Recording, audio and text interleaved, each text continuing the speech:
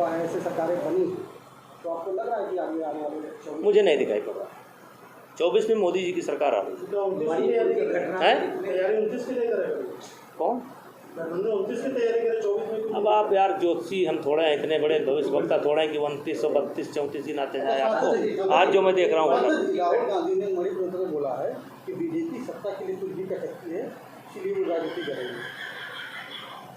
राहुल गांधी के इसके पहले भी बहुत बयान हैं और मैं राहुल गांधी के बयान को सीरियस नहीं लेता। ये देश का दुर्भाग्य है कि इतनी बड़ी पार्टी का नेता सीरियस होकर के बयान नहीं देता। अच्छा, इतने दिन बाद बड़ी घटना पर सीबीआई ने एफआईआर में दर्ज किया। ये हमारा काम नहीं है, ये हमारा काम नहीं। मैं हर विषय पर नहीं बोल सकते। जो उनके 20 सांसद वहाँ पर गए हैं, मौके की स्थिति जाना चाहिए। इंडिया के 20 सांसद वहाँ गए, जाना चाहिए। ये विपक्ष का अधिकार है। सांसद जी अतिवादी ने गठबंधन में कहा है कि हमारे पास हर प्रकार के प्रधानमंत्री के चेहरे हैं, चाहे युवा, चाहे अंधेरी, चाहे बुजुर्ग। आपके पास कौन सा चेहरा है मोदी के अलावा? देखिए, अब आप मुझको जानबूझ के फंसाना चाहते हैं। अखिलेश जी ने कहा, तो अखिलेश जी से पूछिए। उनके पास हर प्रकार के चेहरे हैं, अनुभवी हैं। उन चेहरों पर सबसे बड़ा चेहरा, जो भारी चेहरा, उसका नाम मोदी है। तो मतलब अविश्वास प्रस्ताव नहीं आ पाएगा? अविश्वास प्रस्ताव में ऐसे धोए जाएंगे। सुनिएगा मोदी जी का भाषण, मैं राहुल जी को सलाह दूंगा कि वो भी कम से कम तैयारी करके एक बार अपनी बात रखें। हाँ, तो ड्राइंग रूम में रखेंगे, पार्लियामेंट में सदस्य तो नहीं, तो कहाँ रखेंगे? अच्छा, हाँ, उनके तो क्या कार्यक्रम था, कैसा कार्यक्रम? सन 1992 में 91 में जब मैं MP बना था, तो 92 में नारा दिया था, स्वस्थ गोंडा, साक्षर गोंडा और हरा भरा गोंडा। एक समय था जब गोंडा और बलरामपुर एक ज़िला होता था, बहराइच और श्रावस्ती एक ज़िला होता था। उस समय हमारे दोनों ज़िले पीछे से हमारा नंबर आता था, आगे से नहीं आता था। उस समय जालौन भी एक बड़ा ज़िला होता था, जालौन का सबसे आखिरी नंबर रहता था और बहराइच का पीछे से दूसरा नंबर और गोंडा का तीसरे नंबर। उस समय हम लोगों ने अपने इस मित्रों से सोच समझ करके एक नारा दिया था, स्वस्थ गोंडा, साक्षर गोंडा, हरा भरा गोंडा। अब चूँकि पूरे मंडल की राजनीति हम लोग करते हैं, लगभग हर ज़िले से चुनाव लड़े, तो इस नारे को मैंने परिवर्तित किया, स्वस्थ देवी पाटन मंडल, साक्षर देवी पाटन मंडल, हरा भरा देवी पाटन मंडल। इसी संबंध में हम, चाहे वो वृक्षारोपण हो और चाहे स्वास्थ्य संबंधी सांसद खेल स्पर्धा हो, जो कि माननीय प्रधानमंत्री जी का विशेष आग्रह रहता है सांसदों से, या बच्चों के, ये हम लोग हर वर्ष करते रहते हैं और कई वर्ष से कर रहे हैं। और आज ये 2023 के चरण की शुरुआत नंदिनी नगर महाविद्यालय के 2 ब्लॉक से हुई। पहला कार्यक्रम हम लोगों ने वजीरगंज ब्लॉक और नवाबगंज ब्लॉक का किया। आज मैं तरफगंज ब्लॉक का कर रहा हूं और अगले शनिवार को हम बेलसर ब्लॉक का करेंगे। ऐसे ये हमारा कारवां करते स्थानीय अपने प्रमुख जी लोगों के साथ और अपने पार्टी कार्यकर्ताओं के साथ और अपने विधायकों को सबको साथ लेते हुए ये कार्यक्रम जो है पूरा मंडल पूरा करके सितंबर और या 1 अक्टूबर तक पूरा होगा। तो उसी का ये दूसरा कार्यक्रम था। तो आपने देखा होगा कि लगभग 5000 बच्चे यहाँ पर आए थे। वैसे हमने टॉप 20 बच्चों को विशेष आमंत्रित किया, विशेष सम्मान किया। कृषि के क्षेत्र में, गौपालन के क्षेत्र में, समाज सेवा के क्षेत्र में अच्छे किसान और या सफल विद्यार्थी, इनको भी हम लोगों ने सम्मानित किया। और ये कारवां, ये दूसरा पड़ाव था आज जो तरफगंज ब्लॉक का संपन्न हुआ है। और ये कार्यक्रम हर वर्ष का है, ये चलता रहता है।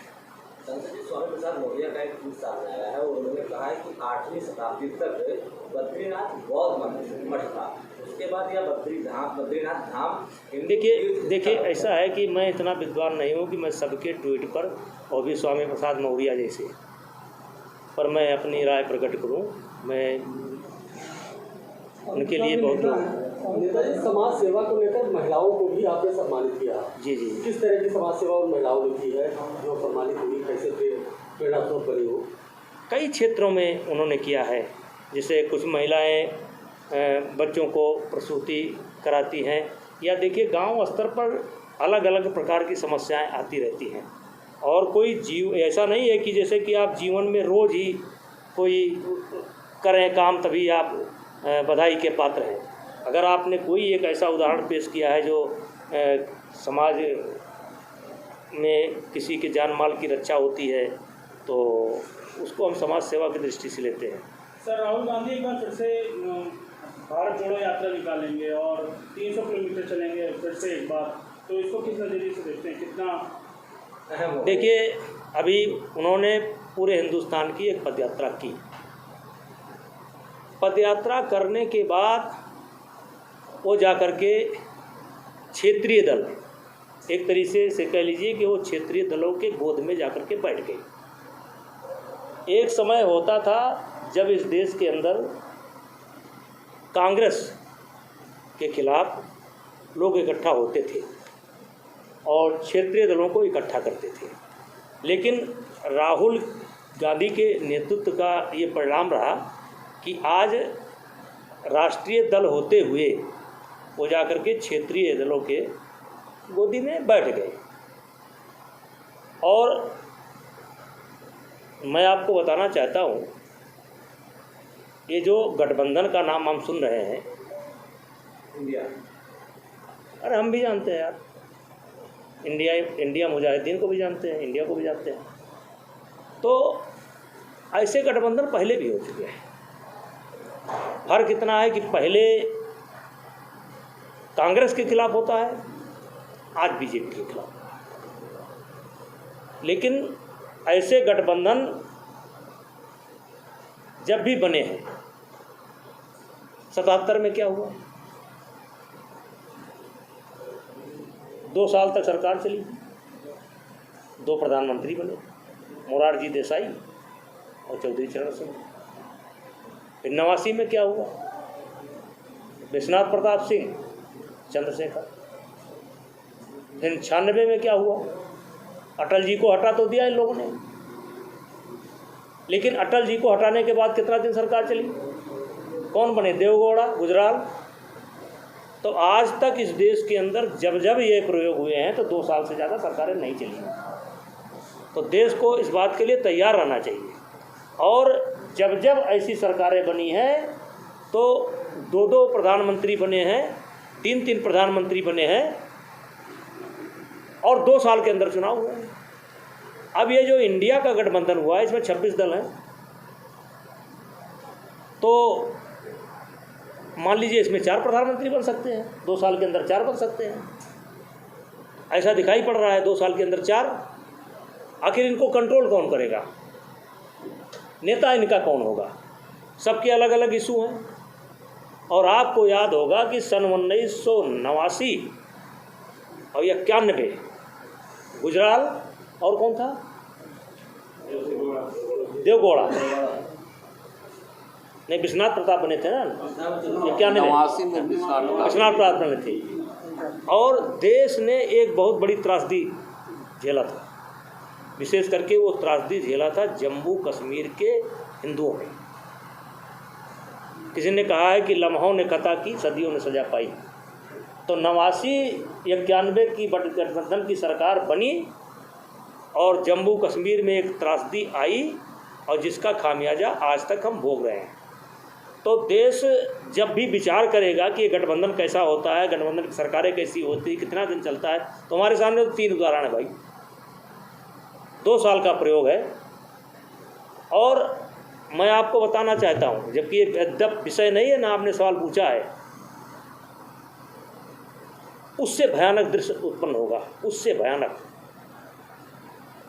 इंडिया का नेता कौन होगा, फिर उस नेता का कितना अन्य दलों पर दबाव होगा, उनके इशू क्या होंगे, उनकी विचारधारा क्या होगी। तो ये बहुत सी बातें हैं। और आज राहुल गांधी जी जा कर के जो है अपने पार्टी को मजबूत करने के बजाय वो बैठ गए जा कर के गोदी में और अब यात्रा कर रहे हैं। यात्रा का उद्देश्य क्या है, टारगेट क्या है, विजन क्या है? पार्लियामेंट चल रही है, आपको पार्लियामेंट के फोरम पर आकर अपने विचार रखने चाहिए, अपनी बात कहनी चाहिए, सरकार की आलोचना करनी चाहिए, सरकार की गलत नीतियों की आलोचना करना चाहिए।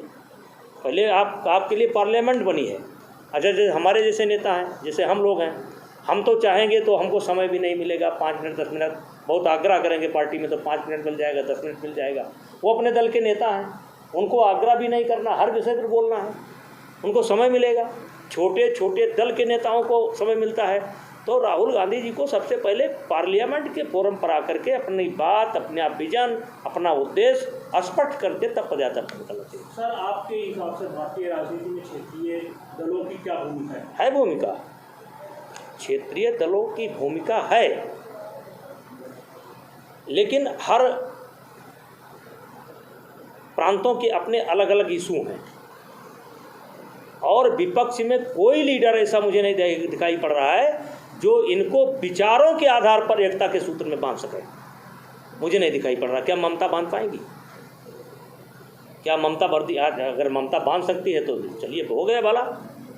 आज पंचायत के चुनाव में क्या हो रहा है, क्या सुप्रीम कोर्ट तक टिप्पणी कर रहा है, हाई कोर्ट तक टिप्पणी कर रहा है, तो इनको बांधेगा कौन? क्षेत्रीय दलों की अहमियत है। उत्तर प्रदेश में अखिलेश की अहमियत है, लालू और नीतीश की अहमियत भी है, लेकिन राष्ट्रीय स्तर पर इनको कंट्रोल कौन करेगा? क्योंकि विचारधारा तो अलग अलग है। तो ये देश के लिए बहुत खतरनाक होगा।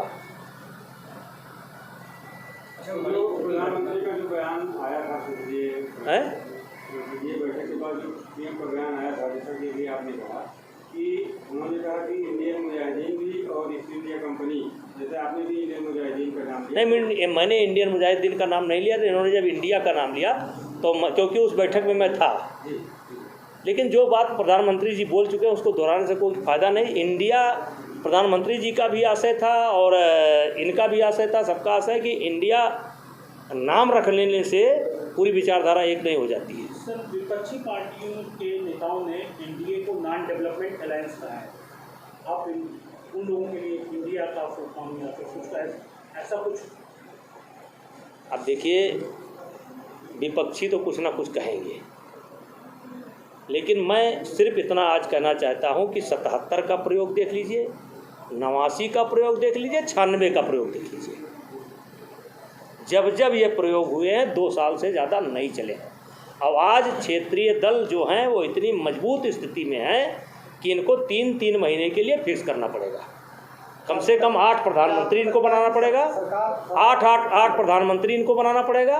और अभी से अच्छा होगा कि बजाय ये 3-3 महीने का अपना कार्यकाल फिक्स कर लें और 2 साल